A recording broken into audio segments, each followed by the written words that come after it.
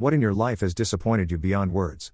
When I was a teenager in the 80s, struggling down to the library to do the research for my homework, I dreamed of a day where everyone would be able to access libraries from a terminal in their homes. They would have unlimited, free access to all the information knowledge they need. How much better would the world be if everyone could be informed of facts at the touch of a button? Ignorance stupidity would be left behind on a superhighway of information. How fucking awful life after college is. In college you're always learning new things and meeting new people. You have a lot of fun and friends, and sure, you work a shit job that pays squat and you have to study all the time, but you have this sense of accomplishment all the time and you have goals in front of you. Once you graduate, everyone moves to different cities. You get different jobs. It's way harder to make friends and time seems to go by at light speed. Additionally, any third space you want to hang out in cost a ton of money and no one wants to actually talk and become friends. If I'd known life got this lonely and boring, I'd have tried to savor every moment of college. How easy it is for some people to have kids that they don't give a shit about, and how impossible it's been for me. I really hope to be a foster parent someday, but I wanted to practice on my own kid first before I go screw up someone else's. I say that very cavalier, but I genuinely wanted some practice before jumping in with a kid that, no matter what, is dealing with trauma from the separation of biofamily.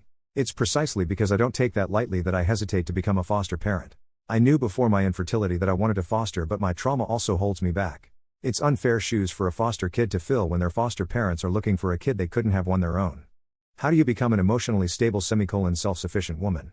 I really feel like the key to self-sufficiency is to prove to yourself that you are capable. Ways to do that: put yourself outside of your comfort zone a little bit every day or week. Journal and keep track of the things you do well and the things you could improve on. Write a list, or mentally make a list, of things you associate with an emotionally stable and self-sufficient person. Embody them in any way you can. Remember also that it's small steps. You won't just wake up emotionally stable. It's about practicing what you hope to embody. Looking into a diagnosis for AD and ASD after asking myself this question every single day and always struggling and crying and becoming so depressed and anxious. It has been so hard for me to do things others found so simple, and to now understand that it is that my brain is wired differently and I process things differently, especially when it comes to executive functioning. Sometimes it's not that never-ending desperate search for the ultimate hack that will mean everything will finally click into place.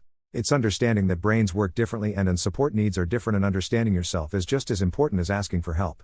Probably think about things that trigger a severe emotional response versus things you can manage and control. Set up plan/action responses for things that you're not confident in. At least if you fumble, you have a plan and not lost and totally hopeless.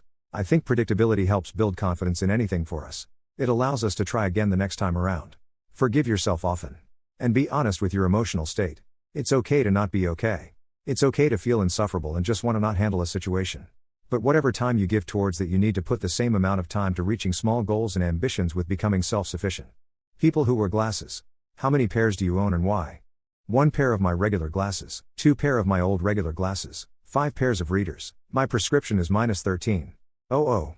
Makes for very expensive glasses at about 1K a pop. That's with insurance. I keep a pair for about 3 years and hold on to the old pair just in case, as I am totally dependent on glasses. I wear contacts on the regular, but the prescription in my contacts is high enough to affect the up-close vision, thus I require reading glass on top of contacts. Wearing just my regular glasses makes for no peripheral vision and about foot difference in depth perception, so I prefer contacts with readers.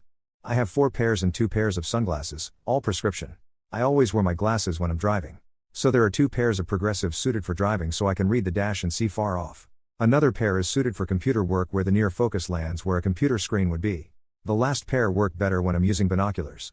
2 sets of sunglasses, 1 pair I take extra care of for daytime driving. The other I use on a boat or on vacay and don't mind so much if they get banged up a little. I have 3. My pair I wear daily. My prescription sunglasses and my last pair of daily glasses as an emergency backup. Why? Because glasses are expensive and I'm not spending money on multiple pairs. I got the sunglasses as a BOGO deal and I prefer having a separate pair over clip-ons. I keep the backup because if I manage to break or lose my glasses somehow, I will have them to see, which is important. Without my glasses I can't see past my nose. And I don't wear contacts anymore because I found they just dried my eyes out too much. They turn on their big fan and turn it away just for the noise. Yes. All year long. That idea sounds like it blows. I was just downloading a fan app for the sound. I wouldn't waste the power when I can just load up a 10-hour white noise YouTube video. No. I like loud fans. For some reason they're comforting to me. Get a noise machine. I'm not a big fan of this. Do you have a music streaming app? Search for brown noise.